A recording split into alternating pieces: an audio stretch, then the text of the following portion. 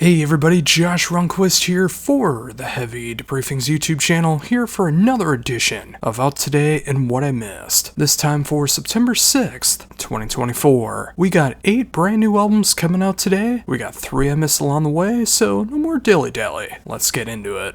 First up, we have Black Sites with The Promised Land. This is the 3rd album from the Chicago outfit, which sees the band pretty much have a full-on new lineup, but it is very revitalized through it all. This is some of the most inspired hard rock, heavy metal, and prog that I've heard in quite some time, especially this year. It feels like a grand mix of Baroness, King's X, Iron Maiden, and Led Zeppelin, all thrown together with some more modern touches, some more revival touches, and it just makes for a strange combination on paper, but something that works perfectly in execution. Add some excellent production and inspired songwriting, and anyone that's looking for something that's familiar but different in this world will find something to love about Black Sides. Give it a spin if it seems like this might be for you. Next up, we have Black Sun with their self-titled album. This is the 4th album from this Ecuadorian power metal band, but it is a gigantic change, as they switched out vocalists and now they have smackbound vocalist Netta Lorraine fronting the band, adding her signature blend of vocals that reach from the greatest of power metal to the raspy of hard rock, and that great sense of pop sensibility that she has as well. Adding on top of their signature blend of power metal has a fantastic style of production and songwriting that is so catchy from start to finish. It's so poppy, it's so power metal, it's so heavy metal, it's just easy listening power metal made for you. And if you like that style of melodic power metal, you need to give this one a shot. Up next is Bleed This Earth with The Shapes That Stood in Silence. 2024 has been a fantastic year for Doom, and this New Zealand band seems to be going after my heart with one of the saddest, most melodic funeral death doom albums I've heard in 2024. It's only 4 tracks, and the LP is just about 41 minutes long, but it is pure death doom, melodic doom, and funeral doom, all mixed together in a very tragic concept story that is sure to crush your soul. Add into that some of the most passionate musicianship and songwriting I've heard in these genres, and you have one of the best Doom albums of 2020, which is no easy feat to accomplish. If you are a fan of the slow, brooding, soul-draining, void-gazing styles of Doom, you need this album in your life. Up next is Fame on Fire with The Death Card, another 3rd album I'm covering this week, and this time we're going to be focusing much more on the mainstream style of things. Well, in comparison to what I normally cover. I mean, look at what I just covered and watch what I'm going to be paying attention to next. This album is seriously the high water mark of this band's career so far, with some of the catchy songs I've heard in this style all year. It's just heavy enough, it's just poppy enough, it's a great combination of songwriting, and if this was on the radio where I live, and trust me it's not, I'd probably listen to more FM, and maybe in time it will be, at least it should be. But if you don't dig the modern sounds of heavy hard rock and heavy metal in this style, this will not be for you. For everyone else, this is one of the catchiest albums of mainstream rock and metal I've heard all year, with a fantastic thematic feel behind it all. Give this one a shot and see if you still like the mainstream side of things.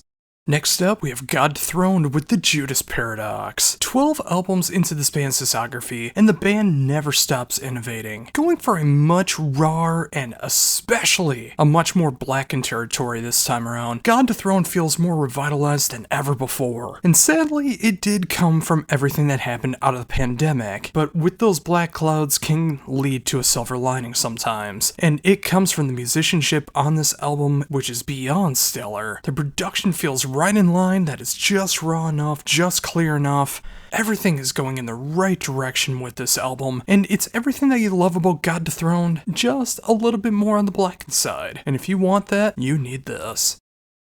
Up next, we have Helvet's Port with Warlords. And wouldn't you know it, this is another 3rd album out today, but this time we're going into that classic metal, revival metal, new wave of British heavy metal sound. This is my first foray into the band, and it's been a delightful one. I hear so much inspiration from bands like Manila Road, I hear bands like Enforcer, I just hear that classic revival metal sound, but it also feels like an album that really did come out in 1981 that's just been unearthed in 2024. If that sounds like it's something for you, I couldn't recommend this one more. This is exactly how you do that revival metal sound with pure authenticity. Up next is Sidewalk Mafia with Soul Crushers, another Finnish band in 2024 putting out some fantastic music you're not going to hear anywhere else. Technically, this album did come out back on Tuesday, but I'm still counting it for today, you dig? Anyways, I checked out the band's debut album when that came out, and I covered it on this very channel, and I love their combination of stuff. This time, it feels like everything is going in the right direction with their combination of black metal, doom metal, and especially gothic metal. It's catchier, it's more refined, it's more what people might be into, and they've definitely improved so much since their debut album, which I already love that album. If you want a combination of black metal, gothic metal, and doom metal that is catchy but also sounds so underground, this is something that you really should give a shot, especially if this sounds intriguing to you in any sense. And finally, for brand new stuff out today, we have the brand new album from Wolfheart with Draconian Darkness. The band has put out 7 albums in 9 years, and have become one of the greatest Finnish melodeath bands, if not just one of the best melodeath bands on planet Earth. And this album is absolutely no exception. Whereas the band's previous album, they started to get a bit more mainstream, adding some clean vocals, adding a lot more catchy choruses. The band starts to go back a little bit darker on this album, while still maintaining the catchiness and clean vocals of the previous album. It feels like a great mix of both sides of the band and where they're at in 2024. And no matter what era of the band you love, you'll find something to love about this album. And if this is your first time checking this band out, this is the perfect starter album because you'll know what direction to go into depending on the sides that you love. This is one of the finest melodeath bands of the 2010s, and they continue to just create the finest art of the melodeath genre.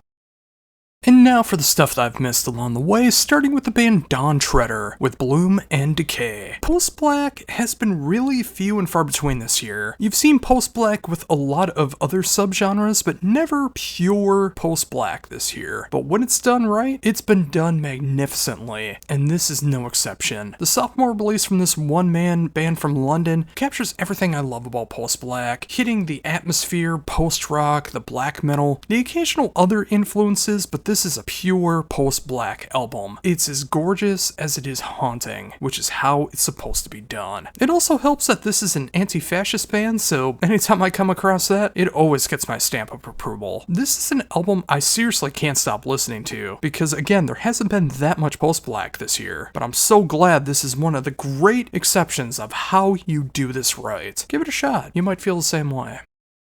Next up is Endless Chain with Agony. The sophomore release from this Finnish band is such a great combination of the Finnish genres that I love so very much, but done with such conviction and authenticity. You're not going to hear another band like this. It is progressive, it is gothic, it is melodeath, it just sounds so fantastic. It is so catchy, but it hits so many different influences that I love so very, very much. Imagine a dark mix of Paradise Lost, Sentenced, Amorphous, Insomnium, and To Die For, and you're gonna get closer to what this band is all about without giving everything away. This could be on FM rock radio if FM rock radio was better. Just kick back, relax, and enjoy this killer collection of rock, goth, prog, melodeath, all of it combined. It's a pure sleeper hit that should be a sleeper no longer.